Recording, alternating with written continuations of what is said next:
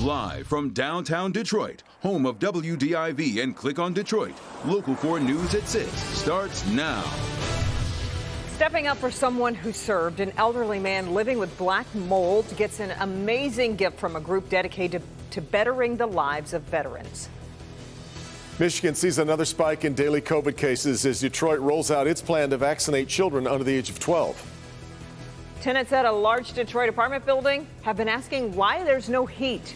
Today, Local 4 cameras showed up, and so did much needed repairs. The people who reached out to the Local 4 defenders say the lack of heat has been an ongoing problem. We've been left to use space heaters and ovens, which, as we've seen, can be very dangerous. The building is at 825 Whitmore in the Palmer Park area near McNichols and Woodward. Defender Sean Lay shows us the problem and the response from the city. Sean?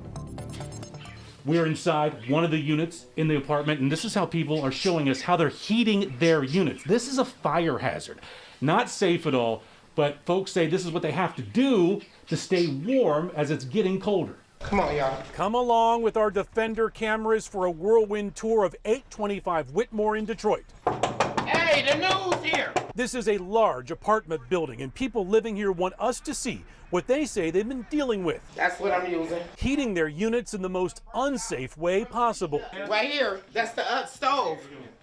This is what we use all year round. This woman is 90 years old, dressed inside in a coat and hat. We do need heat, and that is the truth.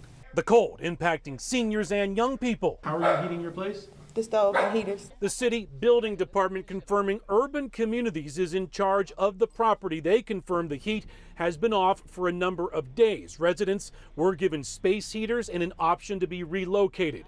Detroit building inspectors responded right away today. We do need heat. I am cold. I'm very cold. And in minutes, the furnace was fixed. Now inspectors will be following up to make sure the heat stays on.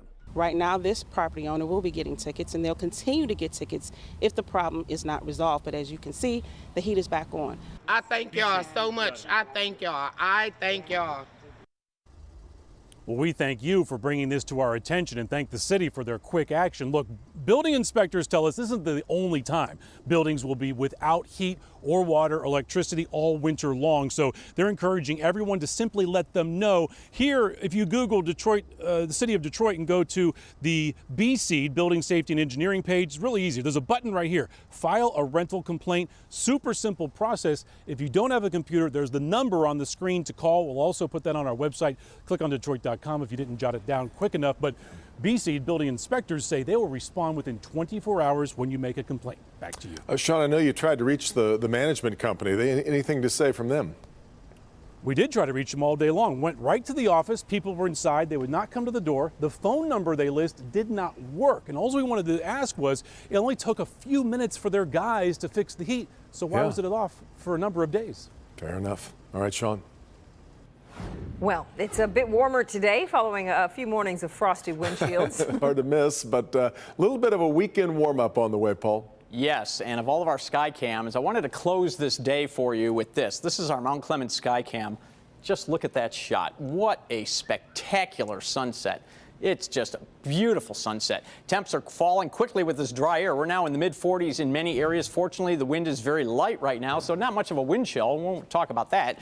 But you can see just the gradual eroding of the cloud cover this afternoon, all happening pretty much as expected. And so we're going to get into a period of mostly clear skies for a while, and then we're going to see some partly cloudy skies develop toward dawn, but nothing that's going to leak. We're going to have a dry weekend ahead, and tonight, again, those temps falling very quickly through the 40s. If for some reason you're out around the midnight hour already, in the 30s. So we have some temperatures that are going to go up. Look at this, 62 by Monday, but then a little bit of a seesaw next week. So we'll talk more about that coming up in a bit. But don't forget, the Local Forecasters app has everything you need to know, including a 10-day forecast. And I have just updated the 10-day forecast. Wait till you see what's happening next weekend, because that'll make you want to make sure you get all the outside stuff done this weekend. Just go to the App Store, search under WDIV. See you back here in a few minutes, guys. Okay, Paul, thank you. New numbers from the state show an uptick in new coronavirus cases. The state reports 10,094 new cases in the last 2 days, an average of about 5,047 cases a day. We've lost 90 Michiganders to the virus during the same 2-day period. The state's vaccination rate sits at 69.5%. And in other headlines, Pfizer says its new COVID antiviral pill reduces the risk of hospitalization and death from COVID-19 by 89% in high-risk patients. That data has not yet been peer-reviewed or published, but the company will seek FDA emergency use authorization. City of Detroit reveals its plan to administer COVID-19 vaccines to children ages 5 to 11. Pfizer's pediatric vaccine will be available starting Monday by appointment only at the City Health Department on Mack and the Northwest Activities Center on Myers. A parent or guardian must attend with the child being vaccinated. About 68,000 children are now eligible. We got every day 450 children in our state are coming down with COVID. And up until now, we didn't have any way of preventing that. Starting now, we do. Because as the tests have shown over and over, the Pfizer vaccine effectively prevents your child from getting COVID. Appointments can be made right now by calling 313-230-0505. We have complete information listed on the homepage of clickondetroit.com. Governor Whitmer spoke today about the importance of kids getting the COVID vaccine, especially as we now head into the colder months. She tells our Priya Mann the rise in cases has been expected, but that families can fight back. Governor Whitmer got her first COVID vaccine dose here at Ford Field in April, and today she's getting her booster shot as COVID cases continue to trend in the wrong direction. We're now seeing the highest daily totals since April. I'm going to be getting my booster shot. I'm excited about that because I know that the best way to stay at work, to keep our economy engaged, is for more of us to get vaccinated and get our boosters when we are eligible to do that. Governor Whitmer got her booster shot at the Washtenaw County Health Department in Ypsilanti on Friday. Meantime, across the state, there's a troubling uptick of the 7-day moving average of COVID cases. And as the temps dip, more of us will be gathering indoors. Obviously, we go back inside during cold weather. This is not a surprise. So the most important thing we can do is get people vaccinated. Nearly 70% of Michiganders 16 and older have gotten at least one dose. This week, the CDC said kids ages 5 to 11 are now eligible for the COVID-19 vaccine. Governor Whitmer says it's promising news in the fight against the virus. You could get your kids fully vaccinated between now and the end of December, right at the holidays when people are coming together, and that would be a great thing to do. But she knows many parents have legitimate concerns about what's best for their child. Talk with the medical experts they trust, who they go to for their care, get their answers, and when they're comfortable, make that appointment. The state health department says the majority of people hospitalized with the virus are unvaccinated. As the holidays approach, now is a good time to consider getting the shot. We're getting close to the holidays when we have multiple generations congregating. If we can get our elderly, our people who are in the midlife and also our youngest Michiganders vaccinated, we're going to be safer. We're going to be able to keep our kids in school and our economy engaged. In Detroit, I'm Priya Mann, Local 4. Thanks, Priya. The late Colin Powell was honored today during a private funeral at the Washington National Cathedral. And if we die unto the Lord. Former presidents, dignitaries, and family members attended the funeral service to pay their respects to the former 4-star general. Powell was the nation's first black Secretary of State and chairman of the Joint Chiefs of Staff. He died October 18th from a breakthrough COVID-19 infection. He was fully vaccinated but suffered from serious underlying medical conditions. Powell will be remembered as a trailblazer and a father. My sisters and I were raised under the stars of the storied general we eulogize today. Dad was famous for his 13 rules, but our family life was unregimented. No morning reveille or marching drills. It was a warm and joyous and loving home, anchored by our strong and graceful mother, Alma. His legacy will now live on through his wife and 3 children. Powell was 84 years old. Veterans Day is coming up next week, but today a reminder that there are groups operating all year round to help those who've served. One Vietnam vet was living in a dangerous situation. Black mold in his home made difficult just to even breathe. Victor Williams says the story of how this elderly man is now safer because of a downriver organization he already knows well.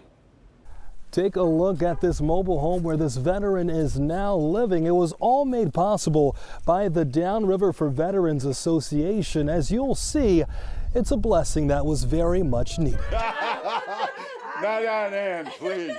Victor Stoddard is a Vietnam vet with personal stories that can last a lifetime. I'm a Vietnam veteran, Navy, loved it. But more recently, his most favorite story is how he overcame living with dangerous black mold. The guy said there's 28,000 per million of black mold in there.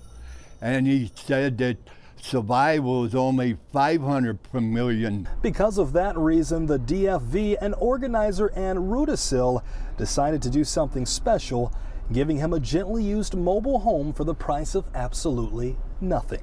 Ann opens the door and we walk in. She says, "What do you think, Vic?" I go, "I'm in the Taj Mahal." The conditions he was living in were absolutely deplorable. A veteran should not live like that. As a result of the mold, all of Victor's belongings had to be thrown away, with Ann replacing everything down to the furniture. However, let's just say Victor is already paying back his dues. Aside from serving in the Navy, he has spent lots of time volunteering and working at the DFV in Wyandotte, giving his all to the organization that he loves. We have events. He is relentless on collecting money. What really hit me and made me cry was she handed me the key and I said, "How much do I owe you?" She said, "You don't owe me a thing." And Downriver for Veterans is always looking to help those in need just like Victor. So if you or anyone you know is a veteran that is down on their luck and in need of a hand, you can always contact that organization at 734-934-0532. Victor Williams, Local 4.